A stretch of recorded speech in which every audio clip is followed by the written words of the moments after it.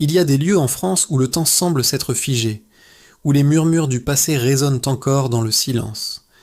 Des villages abandonnés, figés dans leur histoire, qui portent en eux des cicatrices invisibles. Aujourd'hui, nous allons pousser les portes de ces mondes oubliés où la réalité se mêle aux légendes les plus sombres. Bienvenue dans la France des villages maudits. Notre voyage commence à Oradour-sur-Glane. Ici, le 10 juin 1944, la vie s'est brutalement arrêtée.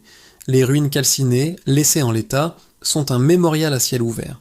Mais au-delà de la tragédie historique, des visiteurs et des gardiens rapportent des phénomènes étranges.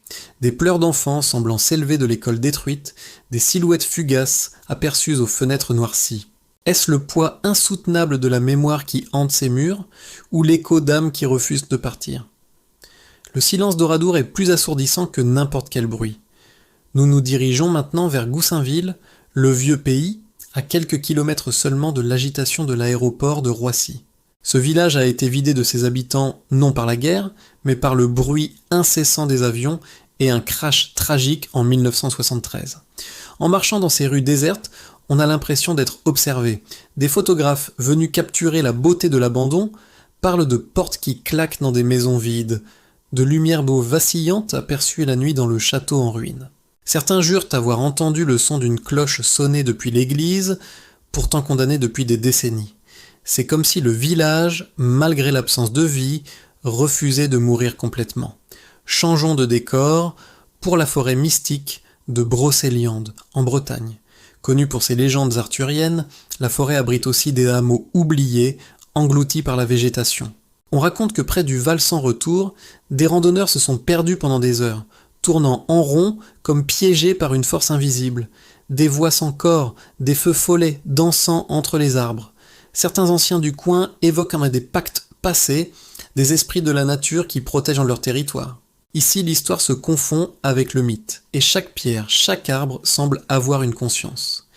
Des statues, comme celle de Merlin, sont parfois retrouvées légèrement déplacées, sans aucune explication logique. Notre périple nous mène ensuite à Pirou-Plage, dans la Manche. Ce n'est pas un village ancien, mais une station balnéaire fantôme, un projet immobilier des années 90 laissé à l'abandon. Ces dizaines de maisonnettes identiques, aux couleurs passées, créent un décor surréaliste. Des explorateurs urbains qui s'y aventurent la nuit parlent d'une atmosphère pesante, de rires d'enfants semblant provenir des aires de jeux rouillés, alors qu'il n'y a personne à des kilomètres à la ronde. C'est le fantôme d'un rêve moderne, un futur qui n'a jamais eu lieu et qui hante le présent.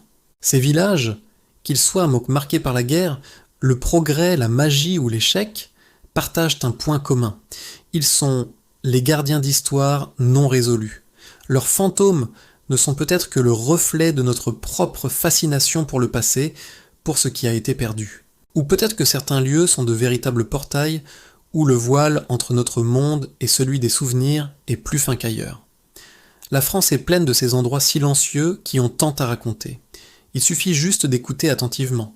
Merci de nous avoir accompagnés dans ce voyage au cœur des mystères de France. Si ce type d'exploration vous plaît, n'hésitez pas à vous abonner et à activer la cloche pour ne rien manquer de nos prochaines aventures. Laissez un commentaire pour nous dire quel lieu hanté vous fascine le plus. À très bientôt.